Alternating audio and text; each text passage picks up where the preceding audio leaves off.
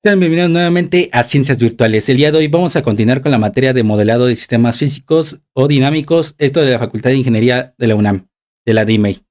Y bueno, el día de hoy vamos a ver lo que sería el subtema 2.1, solamente que yo le agrego un punto más, es decir, en este caso un 1, un 2, un 3 y así sucesivamente, dependiendo de lo que sea necesario para ver este subtema del tema principal.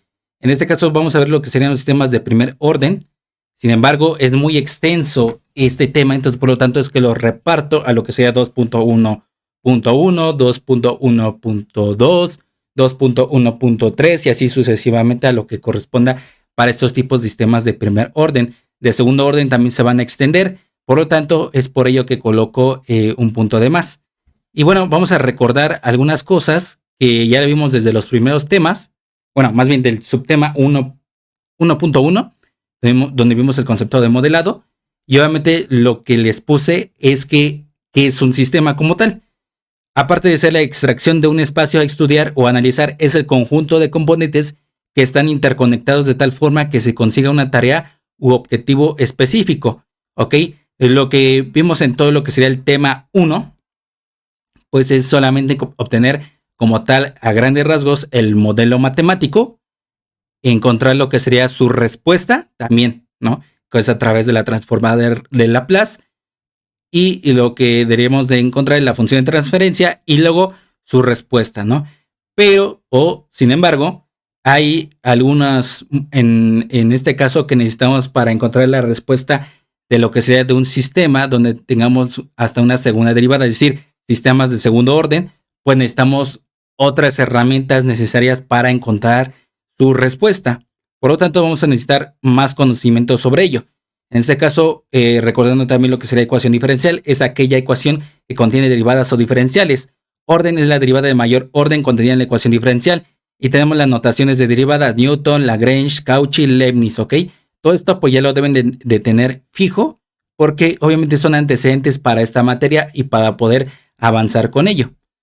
Una ecuación diferencial invariante en el tiempo, una variable dependiente y sus derivadas aparecen como combinaciones lineales, sus coeficientes son constantes. En este caso, vean que este es uno invariante en el tiempo, ¿ok? También ese es invariante en el tiempo y también invariante en el tiempo, porque aquí es una constante.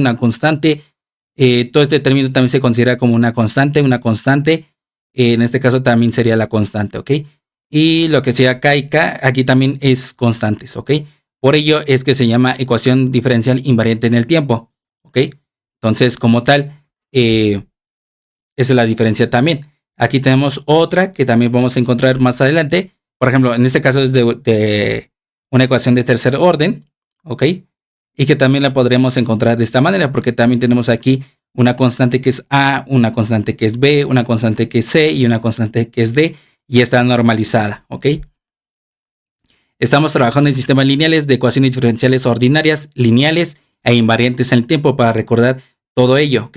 Entonces vamos a ver el día de hoy y bueno, con estos videos, lo que serían sistemas de primer orden, es decir, que tengan un almacenador de energía, al menos uno y hasta uno, ¿ok? Ya cuando pasemos a los sistemas de segundo orden, ya vamos a tener dos almacenadores de energía, ¿ok? Y, por cierto, algo que se me olvidó colocar en los primeros temas fue el principio de superposición. Ustedes ya lo han escuchado en análisis de circuitos, en el cual pues se utiliza demasiado para poder, digamos, encontrar cierta variable que estemos buscando, en este caso la corriente eléctrica o el voltaje, y necesitamos suspender ciertas fuentes de corriente o ciertas fuentes de voltaje porque están de forma simultánea. Y bueno, con los teoremas que ustedes han estudiado como el de Thevenin o Norton, pues obviamente no va a ser tan factible para algunos tipos de sistemas eléctricos. Por lo tanto, se usa el principio de superposición. Pues bueno, aquí también en estos sistemas, a grandes rasgos, se va a usar el principio de superposición. ¿Y esto para qué? Para saber si se trata de un sistema lineal, ¿ok? Es una herramienta matemática que permite descomponer un problema lineal o no, o de otro tipo, en dos o más subproblemas más sencillos, con el fin de que el problema original se obtenga como la suma de estos subproblemas más sencillos. Debe de cumplir con dos propiedades: homogeneidad y aditividad. La homogeneidad es lo siguiente: sea fx una función real de variable real y k un escalar, la función es homogénea si y solo si se cumple de esta manera, ¿no? Evaluando k por x de la función es igual a k por f de x, ¿ok? Y la aditividad significa lo siguiente: sea fx1 y fx2 funciones reales de variable real, esta función es aditiva si y solo si. En este caso tenemos la función que sería evaluada como x1 más x2, es lo mismo que sumar fx1 más fx2. Los sistemas cuyo comportamiento está regido bajo este principio son los lineales. Para ello debe cumplir con las anteriores propiedades mencionadas. Otra forma de enunciar el principio de superposición es la siguiente: la salida producida por un sistema que ha sido excitado o alimentado por varias entradas en forma simultánea es equivalente a la suma de las salidas producidas por el sistema cuando las entradas se aplican en forma individual, ¿ok? Y les repito, esto pues ya lo vieron en el análisis de circuitos, entonces deben de tenerlo un poquito más presente, porque obviamente con esto vamos a verificar si se trata de un sistema lineal o no lineal. Pero bueno, en la mayoría de problemas que se van a colocar son lineales y vamos a descartar los que no son lineales. Y vamos a ver precisamente los tipos de respuestas que van a encontrarse para los sistemas de primer orden, ¿ok? Antes de ello, vamos a ver lo que significa las entradas y salidas, con lo que vamos a estar manejando para el tipo de respuestas de sistemas de primer orden. Tenemos U de t, Y de t0 y Y de t. U de t es la excitación externa o entrada aplicada al sistema. Por ejemplo, en un sistema eléctrico, pues una excitación externa pues es la corriente alterna, ¿no? Siempre en estos ejemplos de respuestas van a colocar lo que sería la alimentación por corriente alterna, ¿ok? Y T0 es el estado inicial del sistema en el tiempo inicial T0, ¿ok? Por ejemplo, cuando quieran cargar un capacitor con una batería, inmediatamente se va a cargar y se va a quitar, o sea, se quita esa batería para que esté cargado el capacitor, ¿ok? Y YT es la salida producida por el sistema. Entonces, por lo tanto, con esta colocación que acabamos de mencionar, vamos a ver estos tipos de respuestas en un sistema bajo las premisas anteriores, es decir, toda esta parte.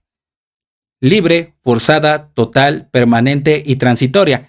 Para este video vamos a ver lo que es el libre, forzada y solamente la definición de estas tres, ¿ok? Por lo tanto, en el siguiente video vamos a ver lo que es el total, permanente y transitoria, ¿ok? ¿De qué se va a tratar la primera respuesta libre? Es aquella que produce el sistema cuando la entrada o excitación externa aplicada es cero y su estado inicial es diferente a cero. Entonces, bajo el diagrama anterior que vimos, U de t debe ser igual a cero, ¿ok? Lo que digamos de forma externa, no hay nada que se coloque al sistema, pero el sistema ya tiene algo inicial, ¿no? En este caso, es diferente a cero, ¿ok? Y aquí está la salida, ¿no? En este caso vamos a colocar un ejemplo para que se vea más viable, no viable, se vea más visto el concepto de la parte de la respuesta libre. También se dice respuesta natural, si no mal recuerdo, ¿ok? Obtener la respuesta libre para un sistema eléctrico formado por dos resistores y un capacitor conectados, como se muestra a continuación. La resistencia 1 y la resistencia 2 son de 12 kilo ohms y la capacitancia del capacitor es de 330 microfaradios, ¿ok? Como se observa aquí en pantalla. Esa es la composición que hicimos y lo que vamos a hacer es que precisamente nos dice que en el tiempo cero, es decir, cuando se inicia esa parte, digamos que es un interruptor que se va a cerrar, ¿ok? Y este se va a abrir, es decir, va a hacer que se cargue el capacitor con esta batería de 2 volts, ¿ok? Y aquí tenemos nuestros resistores en lo que sería en paralelo, igual con el capacitor, ¿ok? Por lo tanto, quedaría de esta forma, con el voltaje del capacitor, que es lo que vamos a tener de interés, que está en función del tiempo. En el tiempo cero, en este caso, el voltaje del capacitor en el tiempo cero es igual a 2 volts, ¿ok? Por lo tanto, hacemos lo siguiente, aplicando las ecuaciones constitutivas eléctricas y las leyes de equilibrio correspondientes, ¿ok? Hacemos todo lo que se debe de hacer. Yo ya no lo voy a estar diciendo, ustedes pueden pausar el video y ver que se hizo todo el análisis, como ya ustedes lo están haciendo desde el tema 1, el modelado. Y por lo tanto llegamos a esta parte, ¿no? Ya normalizada, como se observa aquí en pantalla, la derivada de el voltaje del capacitor respecto al tiempo más lo que sería la resistencia 2 más la resistencia 1 entre la capacitancia por la resistencia 1 por la resistencia 2 por el voltaje del capacitor igual a 0. En este caso nos dice lo siguiente. Ecuaciones diferenciales lineales de primer orden con coeficientes constantes. Tenemos la siguiente solución y el siguiente formato. En este caso, la derivada de y, la primera derivada de y más b por y igual a c para todo b, c que pertenece a los números reales, ¿ok? En este caso va a ser constante. La solución de este tipo de casos es lo siguiente, ¿no? Como es esta forma, ¿no? Siempre y cuando tenga este formato, ¿ok? En este caso, su solución es de esta manera. Y es igual a c entre b más una constante arbitraria por el número Euler elevado a la menos b por x, ¿ok? Por lo tanto, ahí reemplazamos los valores, ¿ok? En este caso, bueno, aquí ya no lo denoté con mayor detalle, pero esto sería b, toda esta parte, y obviamente c sería 0, ¿ok? Aquí nos dice que 0 es c, ¿ok? Por lo tanto, sería 0 entre todo este término, más k, la constante arbitraria, ¿ok? Y obviamente aquí arriba debería ser b, que en este caso es toda esta parte, ¿ok? Como se observa ahí en pantalla. La solución general es la siguiente, aquí como se observa en pantalla. La solución particular es y tenemos las condiciones iniciales. En este caso vamos a evaluar a esta solución general cuando t es igual a 0, ¿ok? Es igual a 2 volts. Entonces aquí vamos a colocar 2 y donde encontremos a t vamos a colocar un 0, ¿ok? Como se observa aquí en pantalla. Ahora, 0 multiplicado por todo una constante, en este caso va a dar 0 también. Y todo elevado a la 0 es 1, ¿ok? Como se observa aquí en pantalla. Entonces, por lo tanto, k es igual a 2. Entonces, como tal, donde está k en esta solución general, vamos a colocar el número 2, ¿ok? Y por lo tanto, tenemos el voltaje del capacitor de forma libre, que es igual a 2 por e a la menos resistencia 2 más la resistencia 1 entre la capacitancia por la resistencia 1 por la resistencia 2 por t, ¿no? Del tiempo. Sustituyendo los valores de las resistencias y la capacitancia, tenemos de esta forma, ¿no? Ya el resultado final. Y por lo tanto, su gráfica se observa de esta manera, ¿no? Esto yo lo hice en GeoGebra. Ustedes lo pueden hacer en otro software, pero al menos yo lo hice de esta forma. Ahora vamos a ver el concepto de respuesta forzada. Tenemos igual nuestro sistema. Vean que aquí ahora es diferente. Lo que sería la excitación externa va a ser diferente a 0. Y digamos el estado inicial va a ser ahora sí igual a 0. Es la diferencia entre la respuesta forzada y la libre o natural. Es aquella que produce el sistema cuando la entrada o excitación externa aplicada a este es distinta de 0 y su estado inicial es nulo. Entonces la respuesta forzada del sistema depende únicamente de la entrada o excitación externa aplicada. Vamos a colocar otro ejemplo para ver el concepto de respuesta forzada. Obtener la respuesta forzada para un sistema eléctrico formado por dos resistores, un capacitor y una fuente de voltaje interconectados como se muestra. Emplear como variable de voltaje del capacitor. ¿Ok? En este caso, vamos a ver que aquí tenemos un resistor 1, un resistor 2 y un capacitor. ¿Ok? Y nuestra fuente de voltaje que está alimentando a todo el sistema eléctrico. ¿Ok? Y lo que vamos a ver es que se va a cerrar a lo que sería en el tiempo 0. ¿Ok? Una vez al inicio se cierra y ya está alimentado y entonces está forzando al sistema, es decir, no va a ser de forma natural, ¿ok? Pues por lo tanto se cierra y tenemos de esta manera, ¿no? Y aquí tenemos nuestras condiciones. El voltaje de la fuente es igual a 10 más 0.5 por el seno de t y las resistencias R1 y R2 es igual a 12 kilo ohms y la capacitancia es de 330 microfaradios. Aquí tenemos que el voltaje del capacitor en el tiempo 0, ese es su voltaje como tal, también vale 0 volts, ¿ok? Entonces, por lo tanto, aplicando las ecuaciones constitutivas eléctricas y las leyes de equilibrio correspondientes, tenemos lo siguiente. Hacemos todo el análisis hasta llegar a esta ecuación, ¿ok? Como se observa aquí en pantalla. Entonces, por lo tanto, aquí, bueno, voy a otra vez irme para atrás. Aquí nos dice que el voltaje de entrada, recordamos que era 10 más 0.5 de seno de t, ¿ok? Y ahí lo vamos a sustituir, como se observa en pantalla, ¿ok?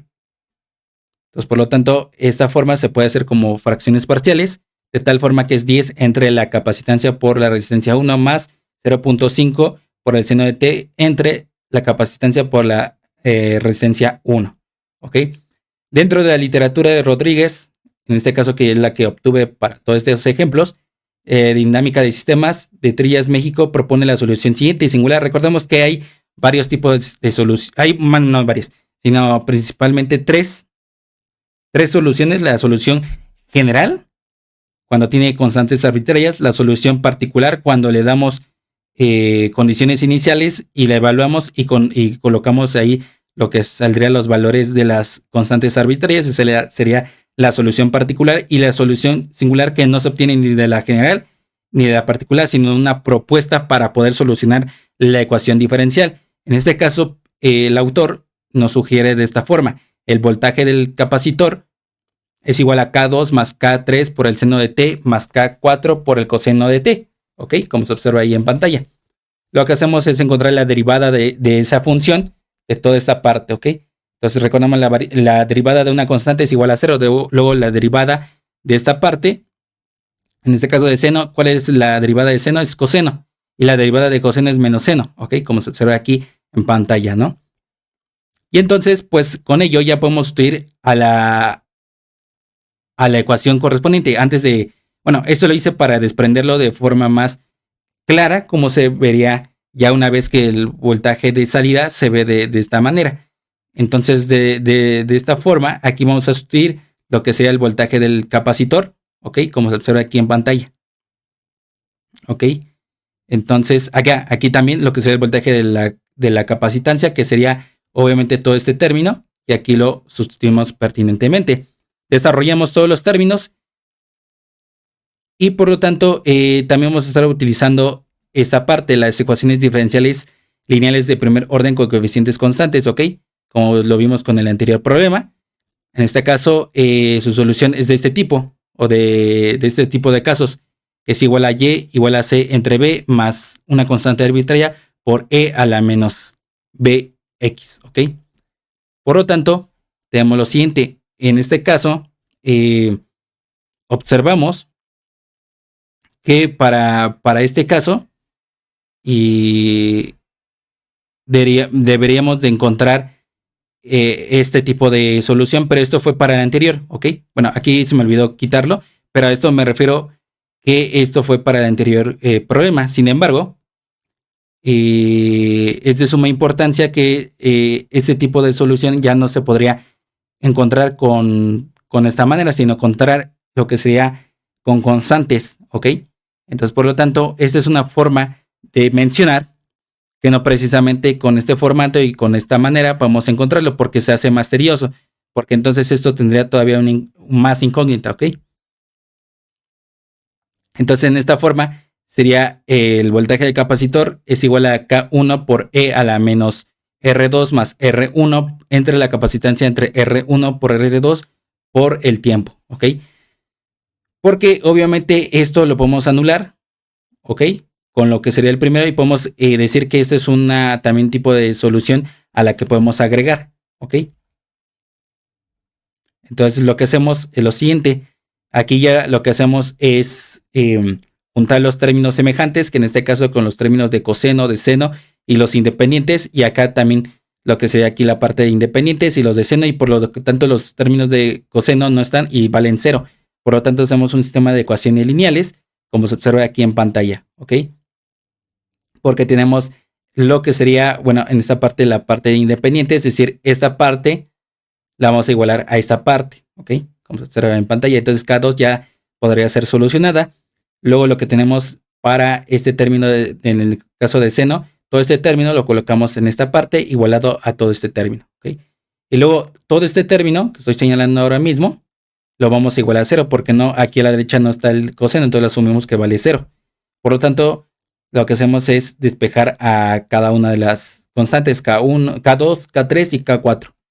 Y entonces ahí ya lo que hacemos es, de acuerdo a la solución singular propuesta, sustituimos, ¿no? Lo que vale K2, K3 y K4, ¿ok? Hay que sumar la solución general con la singular, ¿ok? La que obtuvimos con K1. Bueno, que ahí tenemos a K1. Y lo que sería de esta manera, ¿ok? Ahora debemos de encontrar K1. La solución particular es de condiciones iniciales del voltaje del capacitor en el tiempo 0 es igual a 0 volts. Por lo tanto, lo que hacemos es lo siguiente. En este caso, el voltaje de la capacitancia vale 0. Entonces lo vamos a poner como 0. Y en todo lo que encontremos una t del tiempo, que en este caso solamente es el primer término, vamos a colocarle un 0. ¿Ok? Y recordemos que todo elevado a la 0, ¿cuánto es? Es 1. ¿Ok? Por lo tanto, quedaría como K1 y todo este término completo. ¿Ok? Y llegamos a K1, ¿no? Sustituyendo los valores pertinentes, ¿ok? Y las conversiones adecuadamente. Vemos que K1 es igual a menos 4.9. Y lo tenemos de esta manera, ¿no? Y bueno, yo anteriormente ya había colocado cuánto vale K2. Bueno, más bien, me salté esa parte de cuánto vale K2, K3 y K4, ¿ok? Pero ustedes pueden ahí estudiar los valores y ver toda esa parte, ¿no? O simplemente de una vez aquí, ¿no? Aquí están los valores de forma implícita, lo que sería K2, K3 y K4, ¿ok? Por lo tanto, estudien los valores con las resistencias y la que sería la capacitancia y se arroja la respuesta forzada, ¿no? Que sería 5 menos 4.9 por E a la menos 0.505t más 0.051 por seno de t menos 0.1 de coseno de t. Y aquí tenemos la gráfica, ¿ok? De la respuesta de este sistema, ¿no? Un sistema de respuesta forzada. Por último, tenemos lo que sería solamente definiciones, la respuesta total, ¿ok? Que sería que tanto la entrada como el estado inicial deben ser diferentes a 0, ¿ok? Es aquella producida por el sistema cuando la entrada o excitación externa aplicada y su estado inicial son distintos de 0. Entonces la respuesta total del sistema depende de la entrada aplicada y de su estado inicial. Entonces, por lo tanto, la respuesta total va a ser igual a la respuesta libre más la respuesta forzada.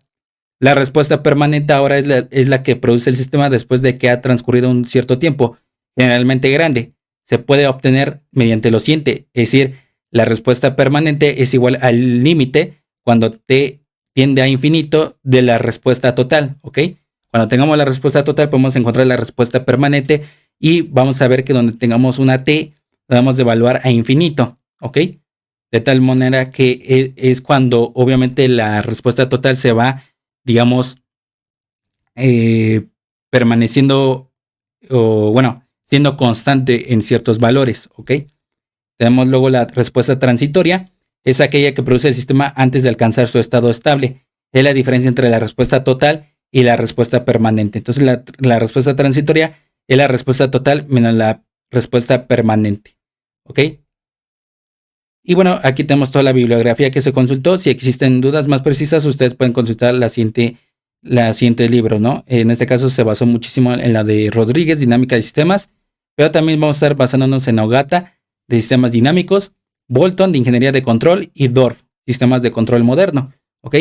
Y bueno, con esto pues vimos que hay varios tipos de respuestas. Luego vamos a ver lo que sería cuando metemos una entrada del tipo escalón e impulso, ¿ok? Sobre todo tenemos que ver en qué se podría aplicar estas dos, porque son no tan conocidas al principio, pero no son tan difíciles de conocer y de aplicar, sino simplemente para ver precisamente qué es lo que pasa como respuesta. Por eso unos temas, bueno, subtemas tienen como título respuesta escalón y respuesta impulso, ¿ok?